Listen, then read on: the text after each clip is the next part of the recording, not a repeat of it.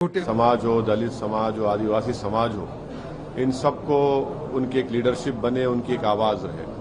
तो ये अहम मुद्दे हैं गुजरात के चुनाव में, और बहुत से और भी मुद्दे रहेंगे। विधानसभा के इंडिविजुअल इश्यूज हैं, प्रॉब्लम्स हैं।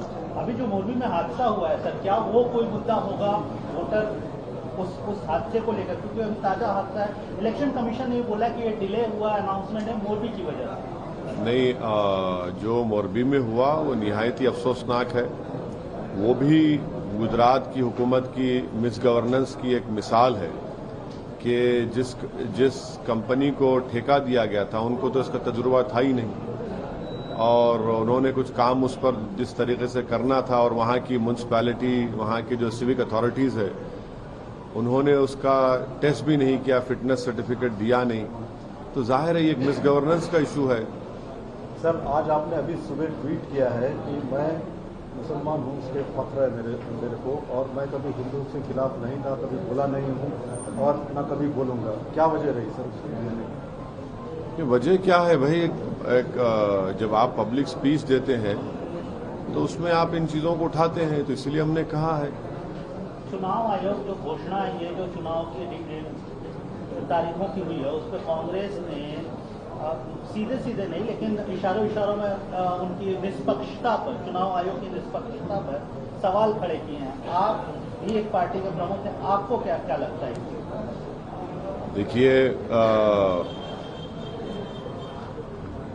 चुनाव आयोग ने जो डेट्स दी हैं हम उसका वेलकम करते हैं, और हमारी पूरी कोशिश यही होगी कि ये विधानसभा के चुनाव पुरअमन रहे, अच्छे तरीके से हो जाएं, और जनता को गुजरात की उनका पूरा मौका मिले, फ्री एंड फेयर इलेक्शन हो, हम उसकी उम्मीद करते हैं, और ये इलेक्शन कमीशन इसको कराना भी चाहिए।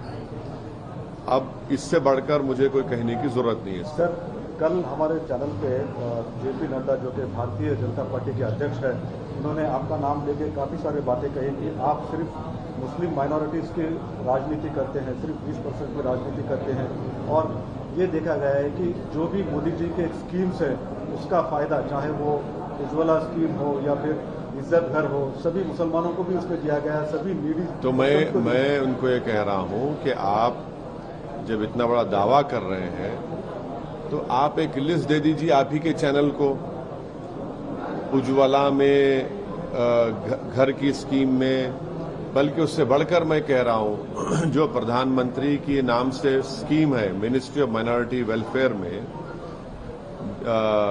जिसको MSDP का प्रोग्राम कहा जाता है, उत्तर प्रदेश में आपने मुस्लिम कॉन्सेंट्रेशन डिस्ट्रिक्ट्स में, ताल्लुकात में, जहां पर जो पैसे दिए गए हैं, कितना पैसा खर्चा हुआ है।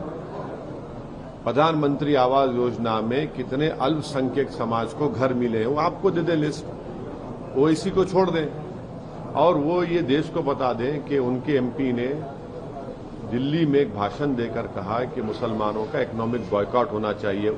उसके ऊपर अभी तक केस नहीं बुक हुआ। क्यों नहीं बुक हुआ केस? लेकिन सुनिए, केस नहीं बुक हुआ उनके ऊपर, इसीलिए सुप्रीम कोर्ट को ये कहना पड़ा कि सो मोटो एक्शन लो। सवाल असदुद्दीन ओवैसी नहीं है, सवाल देश का है। आप 80-20 की आप बात किसने की? आपका मुख्यमंत्री ने की। तो क्या आप 20 होना कोई गुनाह है इस देश में? ये तो भाजपा को बताना चाहिए। 20 होना कोई गुनाह है क्या? कोई गुनाह नहीं, कोई गुनाह तो नहीं है ना। मैं तो एक देश का इज्जतदार शहरी हूं, आपको बताना पड़ेगा, आपके चैनल को बता दें। वो ये मीडिया बात कही कि जो लोग लाइन क्रॉस कर रहे हैं, कल नड्डा जी ने कहा हमारे इंटरव्यू में कि उनके ही पार्टी के अगर कोई लाइन क्रॉस कर रहा है तो उनको लाइन में लाने का भी काम किया जा रहा है, तो कोर्स करेक्शन भी हो रहा है वहां पे। हाँ, हम सुप्रीम कोर्ट ने देखा ना, लोग गए थे।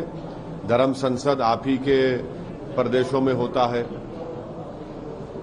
धर्म संसद में गालियां दी जाती हैं महात्मा गांधी को, उन्हीं के पार्टी के महिलाओं को, फिर मुसलमानों को।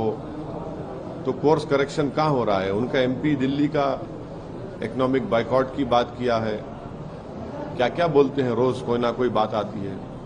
तो ये तो उनकी ऑफिशियल लाइन है, कोई कोर्स करेक्शन, लाइन करेक्शन नहीं हो रहा है। कांग्रेस भी आपको बी टीम बोल रही है सर, बोलती है कि बीजेपी की बी टीम है। आज फिर से कांग्रेस के नेताओं ने बोला कि गुजरात में आप लड़ रहे हैं, बीजेपी की मदद करने के लिए लड़ रहे हैं। अभी हम क्या करने वाले हैं, अगर ये कांग्रेस, बीजेपी और दूसरी पार्टियां तैयार हो जाए तो हमारा इरादा यह है कि अहमदाबाद के रिवर फ्रंट पर हम अपने पार्टी के पैसों से इन लोगों को बिठाकर एक जो भी खर्चा होगा करेंगे, वो तय कर ले हम क्या है।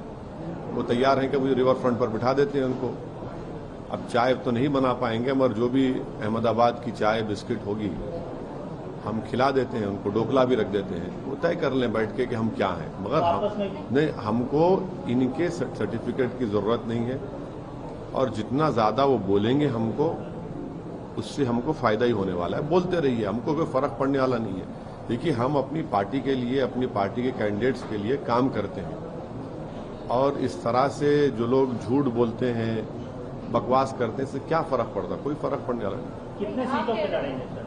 हाँ, कितने सीटों पे लड़ेंगे? अभी वो हमारे गुजरात के अध्यक्ष इसका तय करेंगे। कोई अंदाजा? नहीं, वो तय करेंगे। मैं नहीं तय करने वाला हूँ। वो आप कह रहे हैं कि उनको बैठा कर रहे हैं ये ताकि आपस में फैसला। हाँ, वो बैठ के फैसला कर ले। लेकिन आपकी पार्टी के बारे में वो फैसला करे तो ये नहीं, हमको क्या नाम पुकारा जाए वो आपको मंजूर है? नहीं, हमको मंजूर नहीं है भाई। कभी एक ये बोलते, कांग्रेस एक बोलती, बीजेपी एक बोलती है, दूसरी पार्टी एक। हम तो तीनों को बिठा देते हैं चार रिवर फ्रंट पे। देखिए, रिवर बैठ के आप तय कर लीजिए। गुजरात के चुनाव है ना, आप तय कर लीजिए। कम से कम हमको गाली देना है तो एक ही गाली दो, एक गाली, वो एक इल्जाम तो मिल के दो, कोई बात नहीं।